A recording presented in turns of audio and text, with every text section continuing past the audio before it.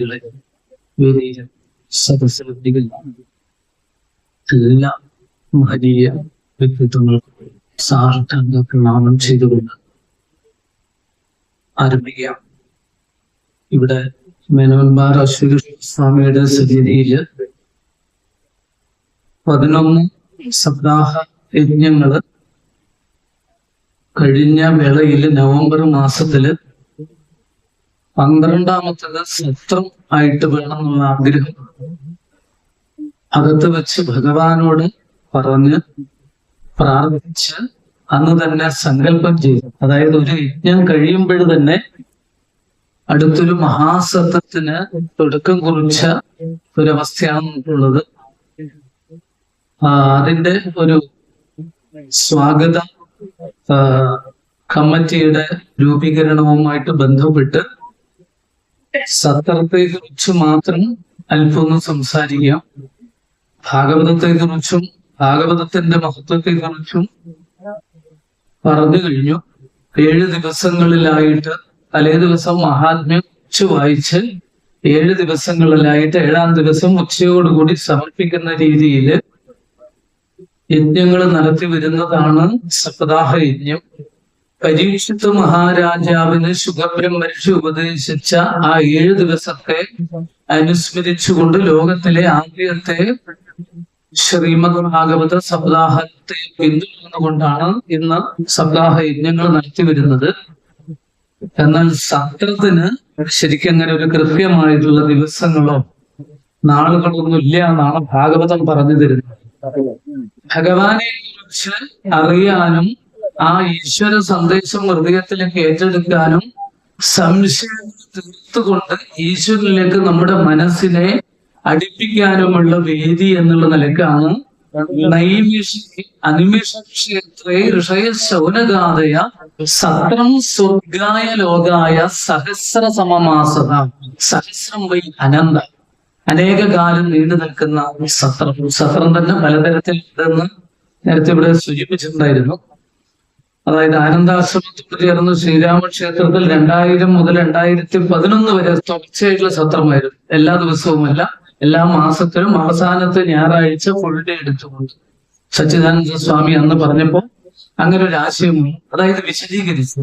പക്ഷെ അവസാനം ഉപദേശം തുടങ്ങിയപ്പോഴും നിർത്തേണ്ടി വന്നു ചില സാങ്കേതിക ബുദ്ധിമുട്ട് കൊണ്ട്. അതും സത്രമാണ്. 10 ദിവസം കൊണ്ട് സത്രം നടത്താറുണ്ട്, 11 ദിവസങ്ങൾ കൊണ്ട് നടത്താറുണ്ട്. ഈ 7 ദിവസം എന്നുള്ള പരിധി വിട്ട് കുറെ കൂടി വിപുലമായിട്ട് നേരത്തെ ഇവിടെ സൂചിപ്പിച്ചതുപോലെ ഒരു യജ്ഞ മഹോത്സവമായിട്ട് നടത്തണമെന്നുള്ള സങ്കല്പമാണ് സത്രത്തിലേക്ക് എത്തിയിരിക്കുന്നത്. അതാണ് നല്ല ഒരു സുദിനത്തില് നിശ്ചയിച്ചതൊക്കെ ഭഗവാൻ നിശ്ചയിച്ചതാണെന്ന് കണക്കുകൂട്ടുക. 2026 നവംബർ മാസം 26 ഓർമ്മിക്കാൻ സൗകര്യമായിരിക്കും. ഡിസംബർ 6 വരെ ആയിട്ടുള്ള തീയതികളിൽ നമ്മൾ നടത്തുന്നു എന്ന് പറയുമ്പോൾ 11 ദിവസമാണ് നമ്മൾ ഇവിടുത്തെ സത്രത്തിനുള്ളത്. സപ്താഹ യജ്ഞങ്ങളിലൊക്കെ വൈകുന്നേരം ഒരു മഹാത്മ്യ ചടങ്ങുണ്ടാവുമെങ്കിൽ ഇവിടെ മഹാത്മ്യ ചടങ്ങല്ല. നമ്മൾ ഉദ്ദേശിച്ചിരിക്കുന്നത് 26ാം തീയതി രാവിലെ മുതൽ ഇവിടെ യജ്ഞം ആരംഭിക്കുന്നുള്ളതാണ്. രാവിലത്തെ ചടങ്ങുകളോടുകൂടി മഹാഗണപതി ഹോമത്തോടുകൂടി ചടങ്ങുകൾ ആരംഭിച്ച് ഇതിന്റെ പതാക ഉയർത്തുന്ന ചടങ്ങോട് കൂടിയിട്ട് വിഗ്രഹ പ്രതിഷ്ഠയോടുകൂടി ആരംഭിച്ച് സമാരംഭ സഭ ആചാര്യ സംഗമത്തോടു കൂടിയിട്ടുള്ള സമാരംഭ സഭ കഴിഞ്ഞ് ഉച്ചയ്ക്ക് ശേഷം വിശദീകരിച്ച് 6 അധ്യായങ്ങൾ മഹാത്മ്യ പാരായണം നടത്തി അതിന്റെ പ്രഭാഷണം വിസ്തരിച്ച് കഴിഞ്ഞുകൊണ്ട് ദീപാരാധനയോടുകൂടി മംഗളാരതയോടുകൂടിയിട്ടാണ് 1ാം ദിവസം ഫുൾ ഡേ ആയിട്ടാണ് സമർപ്പിക്കുക. അതിനുശേഷമുള്ള കാര്യങ്ങള് 7 മണിക്ക് ശേഷമുള്ള പ്രത്യേക പരിപാടികളെ കുറിച്ചൊക്കെ പിന്നീട് ആലോചിച്ച് വിശദീകരിക്കാവുന്നത്. സത്രത്തിന്റെ ഘടന എങ്ങനെയാണ്? പിറ്റേ ദിവസം നമ്മൾ കുറച്ച് നേരത്തെ തുടങ്ങി കഴിഞ്ഞ ഒരു 5:30 മണിക്കെങ്കിലും യജ്ഞം സഹസ്രനാമം ആരംഭിക്കണം, വിഷ്ണു സഹസ്രനാമം. അത് കഴിഞ്ഞ് നാമപ്രദക്ഷിണം, സമൂഹ പ്രാർത്ഥന, സമൂഹ അർച്ചനകളോടുകൂടി ആരംഭിച്ച് 6 മണിയോടുകൂടി പാരായണത്തിലേക്ക് കടന്ന് ഒരു 8:15 വരെ പാരായണവും തുടർന്ന് നാരായണീയ പാരായണവും, അത് കഴിഞ്ഞ് ഇടവേളയും ഒക്കെ അതിൽ തീരും. അത് കഴിഞ്ഞ് പ്രഭാഷണങ്ങളിലേക്ക് കിടക്കുകയാണ്. എന്റെ ഒരു ചെറിയ ബുദ്ധി വെച്ചിട്ട് അങ്ങനെ കൂടുതലൊന്നും അറിവില്ല, ഞാനിങ്ങനെ വർക്കൗട്ട് ചെയ്തതിന്റെ അടിസ്ഥാനത്തില് ചുരുങ്ങിയത് ഒരു ഭാഗവതത്തിലെ വിഷയങ്ങളെ അധികരിച്ച് ഒരു 6 പ്രഭാഷണങ്ങളെങ്കിലും ഒരു ദിവസം വരുന്ന രീതിയിലാണ് ചിട്ടപ്പെടുത്തിയിരിക്കുന്നത്. രാവിലെ 3 അതിന് ശേഷമായിട്ട്. പിന്നെ ഉച്ചയ്ക്ക് ഇങ്ങനെ ഭക്ഷണം കഴിച്ച് വർത്തമാനമൊന്നും പറയില്ല. അതിനിടയിൽ അത് നടക്കുന്നതോടൊപ്പം തന്നെ പ്രത്യേക വിഷയങ്ങളെ അധികരിച്ച് മഹാത്മാക്കളുടെ ഒരു ചർച്ചയും, അതായത് ഒരു പ്രഭാഷണവും നടത്തുന്നുണ്ടാവും. അപ്പോ ഫലത്തിൽ എത്രയും 7 പ്രഭാഷണങ്ങള് വിഷയങ്ങൾ അധികരിച്ച്. അതാണ് ഈ സത്രത്തിന്റെ ഏറ്റവും വലിയ മഹത്വം. ചില സപ്താഹത്തിലൊക്കെ നമുക്ക് കാണാം, അവിടുത്തെ ചടങ്ങുകളൊക്കെ കഴിഞ്ഞ് പ്രഭാഷണത്തിനൊന്നും സമയം തന്നെ ഉണ്ടാവില്ല. വെറും ചടങ്ങുകളായിട്ട് മാറി ആഘോഷങ്ങളായിട്ട് മാറുന്ന ചടങ്ങ്. പക്ഷെ അതിൽ നിന്നൊക്കെ വിപരീതമായിട്ട് നമുക്ക് വേണ്ടത് ഓരോ കഥാഭാഗങ്ങളും വിസ്തരിച്ച് വർണ്ണിക്കാനുള്ള ഒരവസരം കൂടി കിട്ടും. എങ്കിലും പാരായണത്തിന് ഒരു 4.25 മണിക്കൂറെങ്കിലും നമ്മൾ മാറ്റി വെക്കണം. രാവിലെ മുതൽ 7 മണിക്കുള്ളിലായിട്ട് അതും അതിനിടയിൽ നടക്കും. അങ്ങനെ 7 ദിവസങ്ങളിലായിട്ട് എല്ലാ വിഷയങ്ങളെയും അധികരിച്ച് 12ാമത്തെ സ്കന്ധത്തിലെ 13 അധ്യായങ്ങളാണ് അവസാനത്തെ ദിവസം സമർപ്പിക്കാനുണ്ടാവുക രാവിലെ. അത് കഴിഞ്ഞ് അന്നും പ്രത്യേകിച്ച് വിഷയങ്ങളെ അധികരിച്ചിട്ടുള്ള 2 പ്രഭാഷണങ്ങൾ. അപ്പൊ ചുരുക്കി പറഞ്ഞു കഴിഞ്ഞാല് 70ഓളം വിഷയങ്ങളെ അധികരിച്ചുള്ള പ്രഭാഷണങ്ങളും ബാക്കിയുള്ള പാരായണങ്ങളും സമ്പൂർണമായിട്ട് നടക്കും. നേരത്തെ പറഞ്ഞതുപോലെ കേവലം ഒരു പ്രഭാഷണവും ഭാഗവതത്തിലെ ചടങ്ങുകളും മാത്രമല്ല സകൽ, അതിനധികം സ്വാതന്ത്ര്യമുണ്ട്. വൈകുന്നേരങ്ങളിൽ പ്രത്യേകിച്ചിട്ടുള്ള പരിപാടികൾ ഉണ്ടാവും. അതുപോലെ നമ്മൾ നാരായണീയത്തിന് രാവിലെ സമയം കൊടുക്കാന്നാണ് നിശ്ചയിച്ചിരിക്കുന്നത്. ഉച്ചക്ക് കൊടുത്തുകൂടാന്നല്ല, പക്ഷെ രാവിലത്തെ ഒരു സമയം കൊടുക്കാന്ന് നിശ്ചയിച്ചിരിക്കുകയാണ്. അപ്പൊ നമ്മള് ഇവിടുത്തെ പ്ലാനിങ്ങിൽ അതൊക്കെ വരും. നാരായണീയ പാരായണം എന്ന് പറയുന്നത് 10ഓ 20ഓ പേരല്ല, ഒരുമിച്ച് 10ഓ 500ഓ പേര് ഒരുമിച്ച് ഒരു 10 ദശകം വായിച്ചു കഴിഞ്ഞാൽ അങ്ങനെ 10 ദിവസം കൊണ്ട് സമ്പൂർണ്ണ പാരായണം നടക്കും.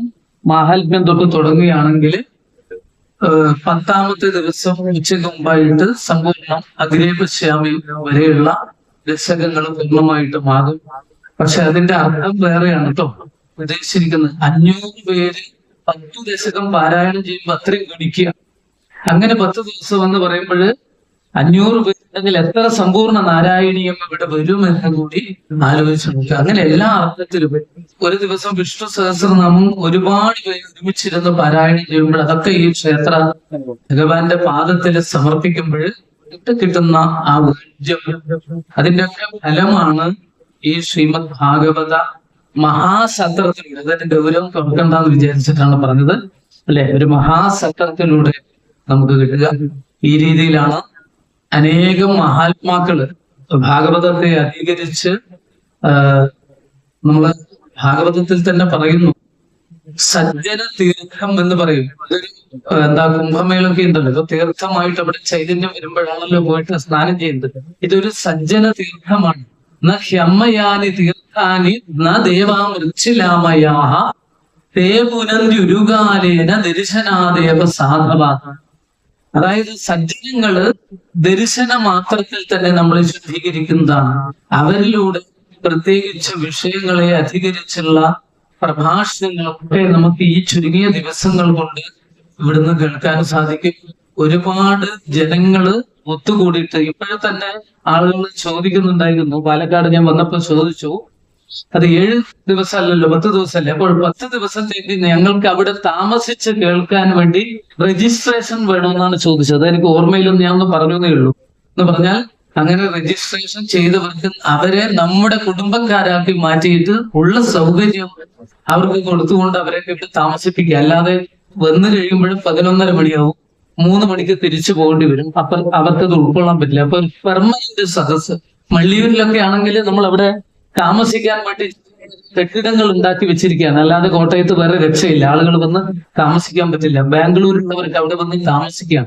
അതുപോലെ ഇതിനോട് താല്പര്യമുള്ളവര്, എന്റെ ഒരു നേരത്തെ പറഞ്ഞതുപോലെയാണ്, ബുദ്ധി എത്ര കൃത്യമായിട്ട് വർക്ക് ചെയ്തെന്ന് അറിയില്ല. പാലക്കാട് സത്രത്തിന്റെ നോട്ടീസ് എനിക്ക് കിട്ടിയിട്ടില്ല. 43 വർഷമായിട്ട് വാഴകുന്നം പരമ്പരയിലൂടെ എങ്ങനെ ഞാൻ പോകുന്നുണ്ടെങ്കിലും ഒരുപാട് നോട്ടീസുകളൊക്കെ കളക്ട് ചെയ്ത് വെച്ചിട്ടുണ്ട്. എത്രയൊന്നും കണക്കില്ല. പക്ഷെ പാലക്കാട് ജില്ലയിലെ അഖില ഭാരത സത്രമോ അല്ലാത്ത സത്രമോ ആയിട്ടൊന്നും നടന്നതായിട്ടുള്ള റെക്കോർഡുകൾ എന്റെ കയ്യിലില്ല. അതുകൊണ്ട് തന്നെ അഭിമാനത്തോടു കൂടി പറയാം, മേനോൻ പാറയിലായിരിക്കണം അല്ലെ ആദ്യത്തെ. ഇതിനിടയിൽ വന്ന് ഞാൻ ഉത്തരവാദില്ല കേട്ടോ. ഇത് നമ്മൾ ഉദ്ദേശിച്ചത് നവംബറിലാണ്. ആ നവംബറിൽ നമ്മൾ ഉദ്ദേശിക്കുന്ന സമയത്തും ഈ സമയം വരെയും മേനോൻ പാറയിലാണ് നമ്മൾ പാലക്കാട് ജില്ലയിലെ ആദ്യത്തെ മഹാഭാഗവത സത്രം എന്നുള്ളത് നമുക്ക് ഏവർക്കും അഭിമാനത്തോടു കൂടി അതിനോടൊപ്പം നിന്ന് ചേർന്ന് നിന്നുകൊണ്ട് പൂർത്തീകരിക്കാൻ വേണ്ടിയിട്ടുള്ള തയ്യാറെടുപ്പിന് വേണ്ടി ഒരിക്കൽ കൂടി സൂചിപ്പിച്ചു എന്ന് മാത്രമേ ഉള്ളൂ. ഇത് ഇനി അങ്ങോട്ടുള്ള പദ്ധതി പ്രകാരം വളരെ വിപുലമായ വലിയ ഭാരിച്ച ഒരു ഉത്തരവാദിത്വം ഏറ്റെടുത്തുകൊണ്ട് നമ്മളിത് നടത്തുകയാണ്.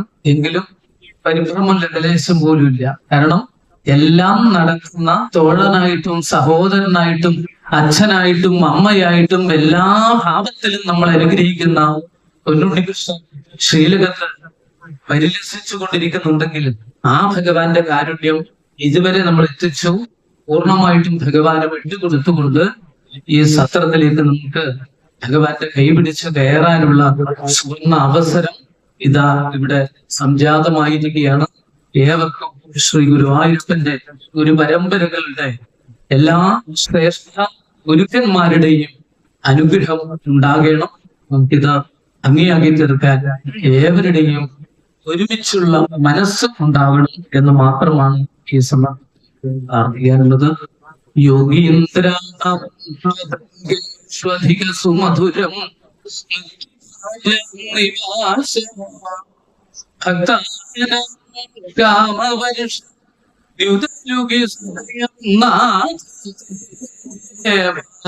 മൂലം നിത്യം ചിത്തസ്ഥിതം പവനപുരം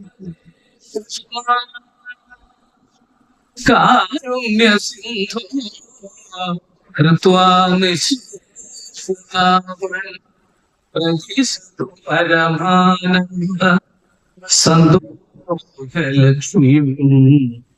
കായേന മനസ്സിന്ദുഭാവ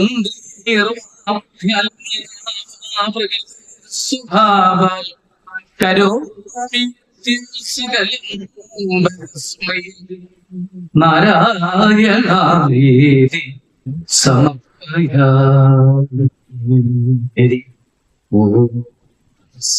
എല്ലാം